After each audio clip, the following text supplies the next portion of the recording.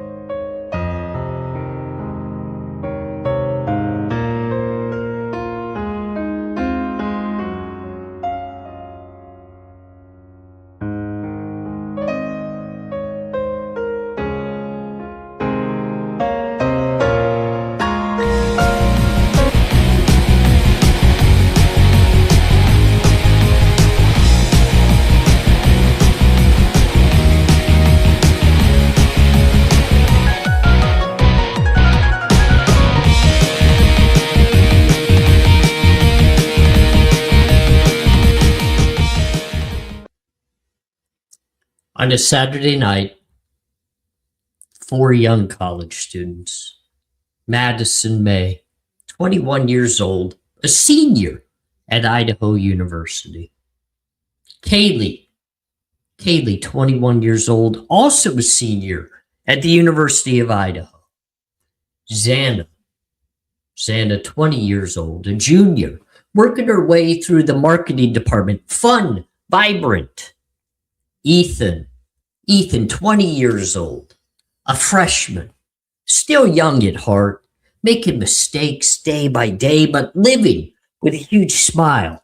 2 other siblings, twins, and just enjoying the love of his girlfriend, while Kaylee and Maddie intertwined in a best friendship, a lifetime friendship that was literally like sisterhood.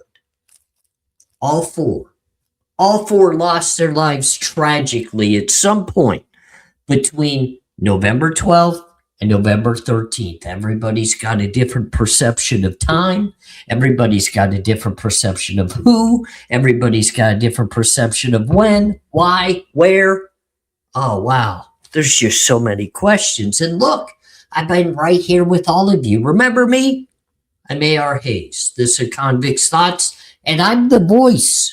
I'm the voice nobody legitimately wants to listen to anymore, because I don't dive in like everybody else, where I have to talk about Brian Kohberger, and I've got to help save this innocent man out of the penitentiary. No, that's not what I have to say. Did we forget about the 4 lives lost? Why does nobody have anything positive or anything loving to say to the 4 individuals who all lost their lives at a young age when they were just sprouting out to enjoy some of the best years of their life? Adulthood, going to college, ready to spread their wings, head off, go get jobs, travel, do whatever the hell 21-year-olds do. But for some reason, we've shredded that apart like it's something different than what other 21-year-olds do, different than what you did at 21. I did at 21. What today's day and age does at 21. What do? They enjoy life. They get out and about. Do they experiment? Yeah, probably. Do things always go perfectly in life? Probably not. It sure seems like the focal point now that's into the Idaho 4 case is all about proving someone innocent that's already accepted a plea bargain and is now sitting in the penitentiary, and you don't hear any skirmish out of that penitentiary about an appeal or a not guilty or anything from the family screaming from the high heavens that they deserve help or need help to get their son out of the penitentiary where he's been falsely convicted and charged with the crimes. Ladies and gentlemen, I'm still waiting for one time where I actually hear even a claim of innocence from Brian Kohberger or the family. So many say for the entirety of the case, that's all he's been doing. Not from what I've seen, not from what I've experienced in my background. And remember, I sat in the very courtroom with Brian Kohberger, his defense team in the motion and limine hearings. I heard the arguments. I watched the back and forth. I watched the mannerisms. And look, it seemed like another traditional day in the courtroom. Nothing crazy different than what you see at other times, outside of I had a difference of opinion in the way I felt with that judge and the way he handled the courtroom. I never said that I agreed with the investigation being the right type of investigation, an honest, transparent investigation. I never said that I felt that was the case. I did not feel as though the prosecutor was transparent and open to not only the defense by handing over the evidence in the proper way or the proper time frame, but even outside of that, I don't think he actually handled the victims' families appropriately. But the one thing I got to give the prosecution, and I think it's actually what won them the case and overcame the battling that the defense was doing from day one, because remember, from day one, this is not a young man that stepped into the courtroom and stood at the microphone and front and center said, I'm innocent. I am not guilty of the charges. Quadruple homicide and burglary. I am not the one. I am not guilty. He did not do that. His lawyer didn't do it either. They stood silent, which is their right, ladies and gentlemen. It is their right. But there's never been an explanation as to why. There's only been people's opinions given. Nobody has ever gotten the official word as to why Brian Kohberger felt it was important to stand silent. Nobody has ever heard a peep from the defense team as to why they stood silent. Nobody's heard anything from the Kohberger side of anything as to why they've stood silent. It's only been opinion and rumor. I have to give the defense team credit for battling every step of the way. They fought everything from the grand jury indictment, which, let me tell you, is rare. It's rare. Was there potentially something very wrong with the grand jury indictment? Probably. Did they win the motion? No, they did not. Did they stop right there and attempt to take that directly to the Supreme Court, putting a halt while we were in judge's courtroom? It seemed like they were about ready to, but he was not going to allow that to happen, so they ceased. They did not move forward strongly with that. They moved forward and they fought. They fought. Outside of that, then they started attacking the investigation. They started attacking the discoverable evidence. They went at even a change of venue. These are all just extremely normal when it comes to cases like these and even smaller cases. Did I think it was a good strategy? Absolutely. I thought it had to be done, and I thought it had to be done not only to try to fight for the innocence of Brian Kohberger, meaning to win at trial, but I thought it was a good way. If you don't win at trial, get the death penalty off the table.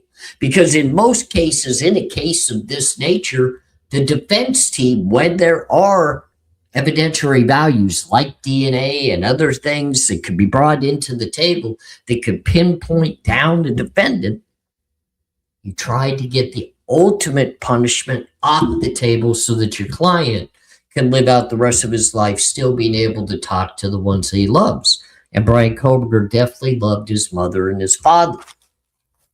Look, ladies and gentlemen, I've looked at it with the same microscope as all of you.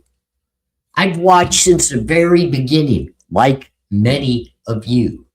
I'm not new to this case. Brian Kohberger's family never stepped to any podium. They never wrote a letter of his innocence. They wrote a letter apologizing to the victims' families and stating that they were looking forward to seeing how it played out in a court of law. That's a far cry from innocent. They wanted to allow the process to do what the process does to get to the end result of innocence or guilt. And at the end of the day, that's where we were heading. Whether anybody likes the method that it was happening or what wasn't happening or the investigation, we were on the doorstep to trial. The doorstep not only for Brian Kohberger and his defense team to put on their attack to prove innocence, but also on the doorstep of trial for the 4 victims to get their reckoning, their day in court for justice for their lost lives. And nobody thinks about the loss for Kaylee, Maddie, Ethan, and Xana that transpired with this very case, all being tied up in a knot the way that it was. Because now, moving forward, it's just going to be spoken upon in conspiracy theory after different theory, different opinion. It doesn't matter whether you believe innocent or guilt. The truth is never going to be spoken. It's going to be twisted.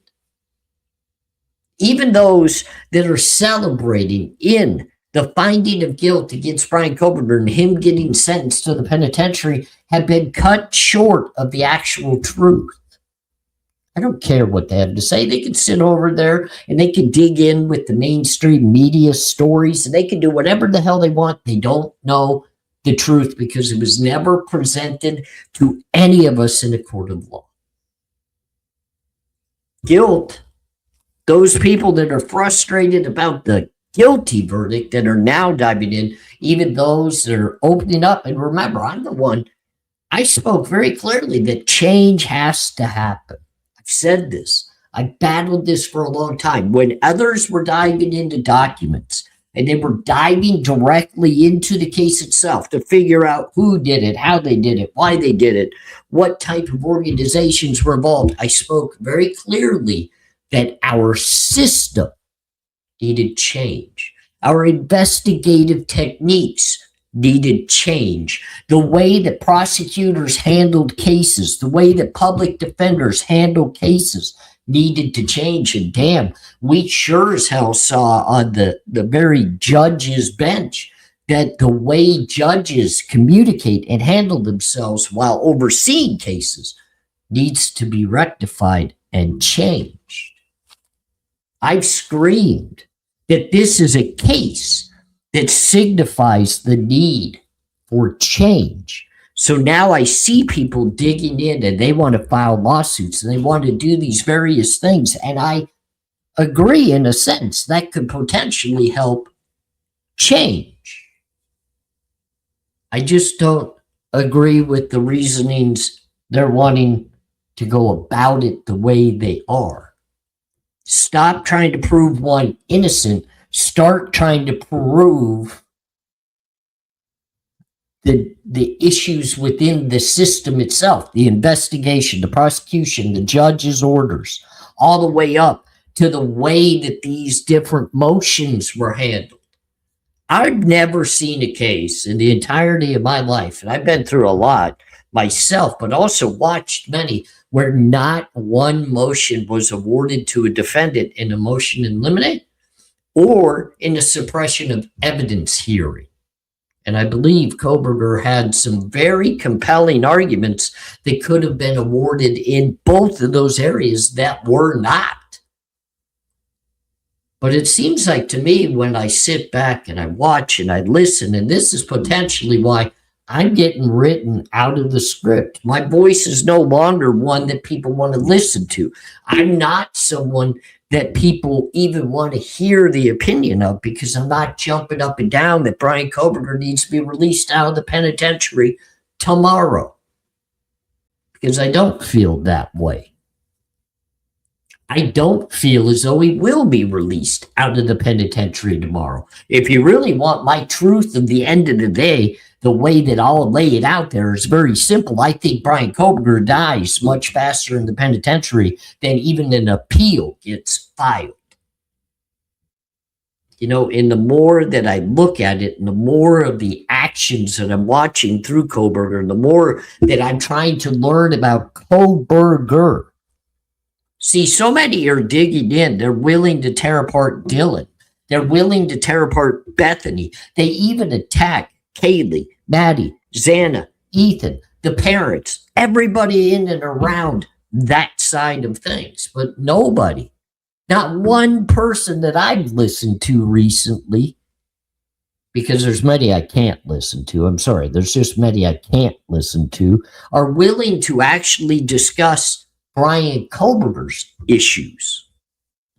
There's some significant problems on the Brian Kohberger side of things that potentially, if they had come out, whether it be through the documents or whether it be through a trial, which is why people stop for a minute before we move on, stop for a minute and realize you guys are all frustrated about the redactions and about the exclusions of documents. And do you guys not realize that the defense has argued just as hard to keep things suppressed and quiet and hidden as the prosecution did? Why are people forgetting that?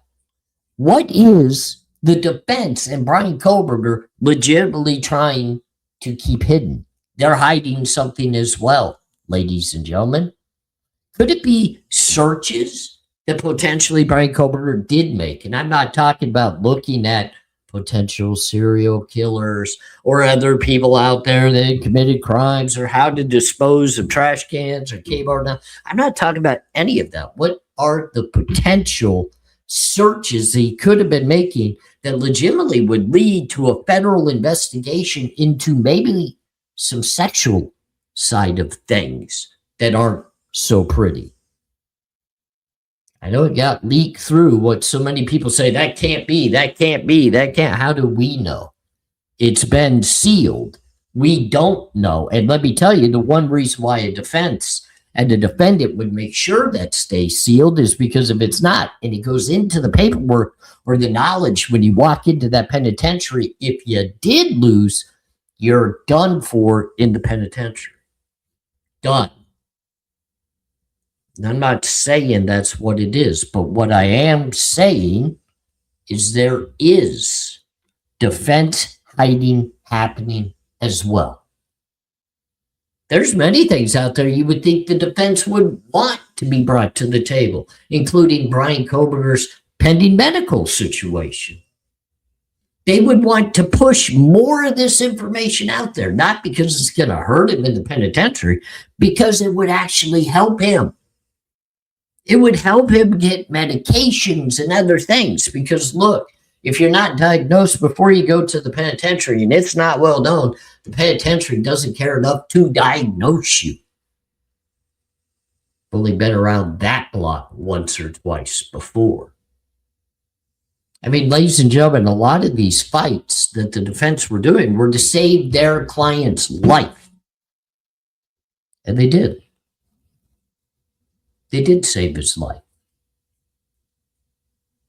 Now, Brian Kohberger's housed in the penitentiary. We hear the rumblings of the struggles he's having, and I don't believe everything I hear, but I'll tell you what, I do hear some things that make some of the rumblings very, very true. And I've tried to be pretty cordial with the things I say. I've been pretty easy with the words I say, but is Brian Kohberger safe in the penitentiary? Absolutely not. If he handled himself appropriately and he handled himself like an actual person that could handle himself, he would be okay. But he's putting himself more on the map day by day. And guess what? I'll even add to that. Every bit of actual push that everybody out here makes, and all these filings into the courts, and all this extra attention that's being given to the Kohberger case is not helping his cause. I personally don't have a lot more to add to the Idaho 4 case. We've dissected every avenue, who could have potentially done it, why they did it, how they did it, what car was where and why this and why that. I don't need to continue to beat this path trying to create content with 5:45, 6:30 in the morning videos that everybody keeps sending me to listen to this, listen to that. And I do, just out of respect for you guys, but I get nothing from it. I don't hear what others are hearing. And I don't have a story to tell based off of it. But I do at this time realize that I've gone about this all wrong pretty much in my entire time that I've covered this case, because I've never given Maddie, Kaylee, Ethan, and Xana the amount of respect that they deserve. They lost their lives. They are victims. They have no choice. People would say they had a choice. They didn't choose for what happened to have happened to them. And they sure as hell would not have chose at the end of the day to have the attention that's been put spotlight onto this case. They would not have ever chosen that. They would have chosen to live their longs life. They would have been out there having a long life, fun time, traveling. I don't even care if they were dabbling and enjoying alcohol and narcotics. I don't care. They would have picked their own routes. They would have lived their own lives. Who were they officially actually hurting? Who out of these four, who were they hurting? What, Jack D, a boyfriend, maybe had his heart broken that Kaylee could have potentially been moving with the dog? That's something that can be resolved. That's something that can be overcome. Anybody and everybody that's been through that type of love from a young age that built into the college years experienced a little bit of heartbreak, unless you were one of those lucky few that married their high school sweetheart and had been with them for 75 years, and more power to you. That's not today's day and age. Brian Kohberger, against what everybody believes, had every choice in front of him on whether to take this to trial or take the plea bargain. He had the opportunity to say, no, I'm taking this to trial. I'm going to fight it to the end. And if I lose, then I'm going to appeal and I'm going to fight it to the end. He had every choice. And those that think that he got threatened into taking the plea, most likely what that threat legitimately was his mother and his sister being put on the prosecutor's witness list And Brian Kohberger and the defense team had something within them. They were afraid the prosecution was going to attack and have those loved ones say in a court of law. Something about Brian Kohberger's past, his day right here or right now, his mannerisms, his personality, something was going to be said, and Brian Kohberger wasn't comfortable either with it being said or that his family would have to be the ones that said it. Is that a threat? Is that a push? Is that a force? Sure, but it's a legal one. Nothing against that. Brian Kohberger could have stood his ground and fought even harder. I'd watch some of the worst of the maniac of the serial killers stand in court and stand up, even after being found guilty, look right at the jury and call them foolish that they are not monsters and the jury was wrong, and they would be appealing. We didn't see that from Brian Kohberger, and every excuse is being made as to why. But where are the excuses to why nobody's paying attention to the 4 victims and showing them love? All we keep doing is trying to find a way that Brian Kohberger did not potentially do this. He's innocent of this, and that's great. Fight the system. Fight the investigation. I absolutely agree. Get the transparency put back into the investigations, but don't come out and make opinion and thought processes into pure 100% evidence that Brian Kohberger is innocent, because there's none of that out there. Just like everybody claims Brian Kohberger is innocent, but nobody's willing to come out and say that same proof that makes him innocent could potentially make him guilty, because it's all circumstantial either way. I'm sorry. I just personally, I'm completely turned off by the coverage of the Idaho 4. I think that we're beating drums, and it's literally in the YouTube streets. I'm starting to feel like what others have said is absolutely true. It's all about clicks. It's all about views. And for those that love to cover true crime, I give them absolute respect. I think it's awesome. I think it's a great platform, but I'm starting to come to the realization it's not one for me. I've watched other creators walk away from it, and I'm not sure I heart and soul want to walk away from true crime itself, because I think there is some value to discussing things and helping people better understand things. I just don't think Idaho 4 is for me, and I've been with it since day one, and it's not for me. I'll watch from afar. We'll see what happens. I mean, I hate to say it, I'm kind of waiting for the day of the bad news. That another life is lost in the penitentiary prior to any truth being found, because at this point we don't have any truth. But I can't stand here and continue to say that we should ignore or even put down the 4 individuals that lost their lives. Injustice about finding justice for the victims and ensuring that the system handles the prosecution correctly of a perpetrator. We failed all the way across the board. We failed in the way that there has been no respect of the victims. And then to go right along with that, we're trying to save Brian Kohberger before we actually find the issue and fix the issue of the system. We'll see. We will see. But for me, this is the end of the Idaho 4. So my subscriber count should probably go down by about 12,000 people overnight. I should probably never get views again, because other cases and other stories for some reason have no meaning, and that's okay, because I think what I need to do is reflect upon myself and the way that I create content and do better. And if you support me in that, I fully appreciate you, and I hope you go along with me for the ride.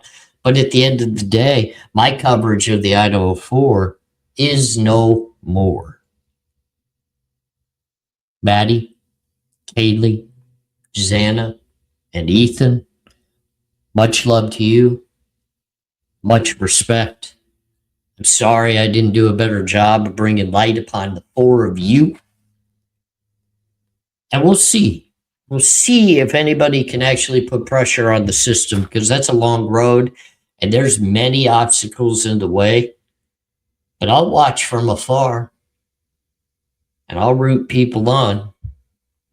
But I appreciate all of you that have followed me for the past 3 years that we've dissected the Idaho 4 case to get to the point where we are. And I shake every single one of your hands, and I thank each and every single one of you for the support. I'm still going to continue other ventures. I'm just saying my goodbyes to all of you on Idaho 4. ARHayes, Convict's Thoughts. You have a great day. Good luck with the push for justice.